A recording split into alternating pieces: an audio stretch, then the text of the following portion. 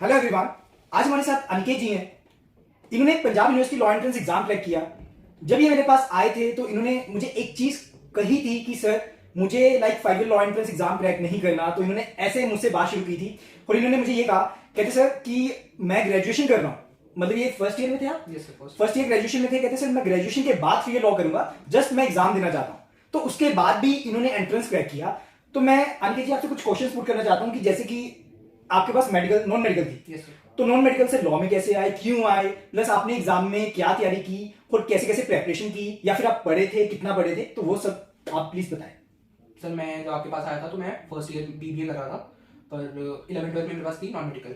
उस टाइम मेरे को ये था कि मैं आगे साइंस तो परस्यू नहीं कर पाऊंगा, क्योंकि मुझे पता चल गया था कि नहीं हो पाएगी आगे।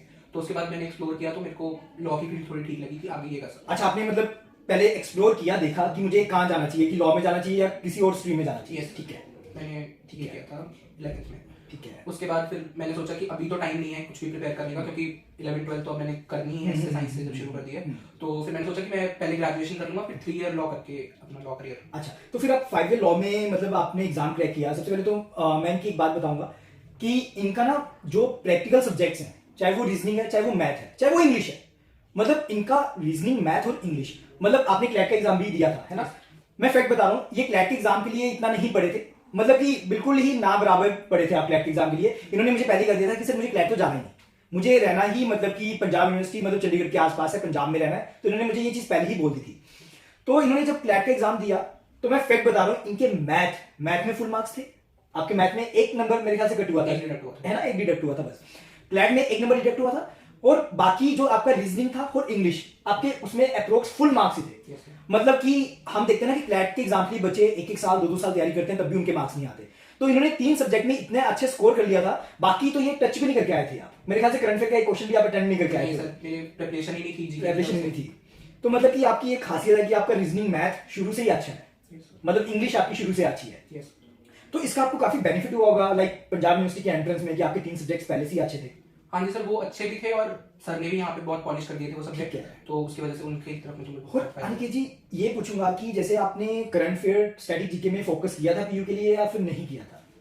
सर सच बताऊं तो ज्यादा तो नहीं किया था, क्योंकि मेरे उधर ग्रेजुएशन में भी एग्जाम चल रहे थे उस टाइम, तो मेरे पास ज्यादा टाइम था नहीं। तो जितने भी आपके मॉक टेस्ट वगैरह थे मैंने सिर्फ वही किए थे अपने जीके के पार्ट के लिए। मुझे याद है कि आप ये कहते थे कि सर मैं बाकी बच्चों को आप जितना मर्जी होमवर्क दो, पर आपने मुझे उतना ही होमवर्क देना जितना कि मेरे पास टाइम हो, और इतना था कि जितना होमवर्क देता था उतना आप करके आते थे। पर अनिकेत जी मैं आपसे क्वेश्चन पुट करूंगा, जैसे ना काफी बच्चे होते हैं वो काफी डिमोटिवेट रहते हैं कि एग्जाम की डेट आ गई, मुझे कुछ नहीं आता। जैसे कि मैं आपसे ये क्वेश्चन सारे इसलिए पूछ रहा हूँ क्योंकि काफी सारे बच्चे, सिर्फ हम ये देखते हैं कि रैंक 1 रैंक 2 या टॉप 100 बच्चों का, है ना, इंटरव्यू देखते हैं। पर आप उन बच्चों को काफी अच्छे से बता सकते हो कि अगर टाइम कम भी है तो डिमोटिवेट नहीं होना, अगर एंट्रेंस आपका क्रैक हो जाता है तो आपको कैसे क्या करना चाहिए, या फिर टाइम काफी कम रह चुका है, या फिर आपके एग्जाम्स हैं, क्योंकि आपके बच्चों के बोर्ड्स के एग्जाम्स हैं, या फिर बच्चों के ग्रेजुएशन के एग्जाम्स हैं, उसके बाद बच्चे पेपर देंगे। तो आपने कैसे टाइम मैनेज किया, वो सब प्लीज हमें बताएं। सर टाइम मैनेज में तो मेरा ये था कि जो सब्जेक्ट्स ऑलरेडी अच्छे हैं उनको तो छोड़ना नहीं है, उनको करते रहो पॉलिश, क्योंकि वो तो आप एटलीस्ट कर सकते हो। और जो बाकी है उनको थोड़ा थोड़ा टच करो, कुछ तो मतलब गेन होगा, कुछ गेन होगा। मतलब आप ये कह रहे हो कि जो सब्जेक्ट स्ट्रॉन्ग है उसको और ज्यादा स्ट्रॉन्ग कर लो, कि कोई आपके साथ कंपीट ही ना करे। जो आपका सब्जेक्ट वीक है उसको स्ट्रॉन्ग करने की कोशिश करो, कि आपका मतलब एंट्रेंस क्रैक हो जाएगा। तो अनिकेत जी जैसे आपने मुझे स्टार्टिंग में बोल दिया था कि सर मैं लर्निंग पार्ट नहीं कर सकता, कि मैं जीके नहीं करूंगा या मैं करंट नहीं करूंगा, आपने आके मुझे ये चीज बोल दी थी, है ना? मुझे अभी तक याद है कि फर्स्ट डे आपने ये चीज मुझे आके बोल दी थी, और इन्होंने सच सच कहा, मतलब कि सर मेरे में वीकनेस है। क्योंकि काफी सारे बच्चे आते हैं वो ये बोलते हैं कि नहीं सर मुझसे हो जाएगा, जितना बोलोगे वो हो जाएगा, पर आपने आते ही सब सच बताया कि सर जितना है तो उतना है, ठीक है? तो अब जो लर्निंग पार्ट है तो बच्चा वो कैसे करे, प्लस मतलब जैसे काफी सारे बच्चे, या मैं अपनी भी बात करूं तो रिटेन करने वाली चीजें मुझे भी शायद कम याद होती हैं, तो जिसे बार बार पढ़ना पड़ता है। तो क्या करें कि वो बच्चा पढ़े अच्छे से, उसको याद करे? कुछ ट्रिक्स या टिप्स आप देना चाहो? सर मेरा तो यही था कि मैं आपके मॉक टेस्ट की बार बार रिवाइज करता था। तो उससे ही मुझे जितना रिटेन होता था उसी से ही हो जाता था। उन्हीं पेपर्स को बार बार पढ़ो, रादर देन आप पूरा सिलेबस एक बार लेके बैठो और उसको सारा पढ़ो। उसमें आप मतलब क्योंकि आप जो मॉक टेस्ट बनाते थे वो बहुत ज्यादा सिमिलर थे पीयू के एग्जाम के अकॉर्डिंगली, तो उससे मुझे बहुत बेनिफिट, मतलब आपको मॉक्स देने का बेनिफिट हुआ? बिल्कुल सर, मतलब बच्चों को टेस्ट देने चाहिए। बिल्कुल सर, बिल्कुल।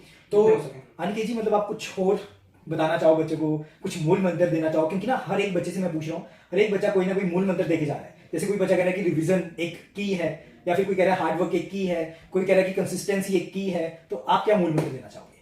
चिल रहना। चिल रहना, तो चिल रहने से मतलब ये नहीं होगा कि बच्चा चिल ही है, पढ़ ही नहीं पाएगा। सर इतना भी चिल नहीं रहना, मतलब ठीक है उसको बर्डन की तरह मत लो, ठीक है, चिल रहो, बार बार करते रहो, हो ही जाएगा। ज्यादा प्रेशर से तो पुराना भी भूल जाओगे। भूल, वेरी गुड। मतलब कि आप ये कह रहे हो कि जितना आप प्रेशराइज होगे उतना आपके ऊपर ही एक गलत इफेक्ट होगा, जिसके कारण आप एग्जाम ही क्रैक नहीं कर पाओगे। बिल्कुल सर, मेरा आपका ये कहना है, मतलब कि आपका की है बिल्कुल डिफरेंट। मैंने देखा मूल मंत्र आपका कि चिल रहना। और अच्छी बात है कि उन्होंने ये बताई बात, क्योंकि अगर हम देखते हैं कि सारे टीचर्स यही कहते हैं कि कोई बात नहीं, टेंशन मत लो, टेंशन मत लो। मतलब ये यही कहना चाह रहे हैं कि टेंशन मत लो, बस जितना आप हार्डवर्क कर सकते हो उतना करते रहो, आपका एग्जाम ऑटोमेटिक क्या हो जाएगा, क्रैक हो जाएगा। तो अनिकेत जी थैंक यू सो मच, आप हमारे पास आए, है ना। प्लस जाते जाते बस एक क्वेश्चन मैं आपसे पुट करना चाहूंगा कि एकेडमी का आपके लिए क्या रोल रहा। तो बस ये आपसे एक क्वेश्चन। सर एकेडमी का ही सारा रोल रहा, मैं बिल्कुल भी 5 ईयर लॉ की तरफ तो नहीं था। मेरा मेन मोटिव ये था कि मैं 3 ईयर लॉ करूंगा अच्छा, आफ्टर ग्रेड, पर एकेडमी की वजह से मेरा 5 ईयर लॉ का भी ड्रीम जो अभी आप 5 ईयर लॉ कर रहे हो, तो मतलब अभी आपको अच्छा लग रहा है कि लाइक 5 ईयर लॉ कर रहा हूं मैं? बिल्कुल सर, बिल्कुल ठीक है, अच्छा लग रहा है आपको। ठीक ठीक है, ठीक है, थैंक यू एवरीवन।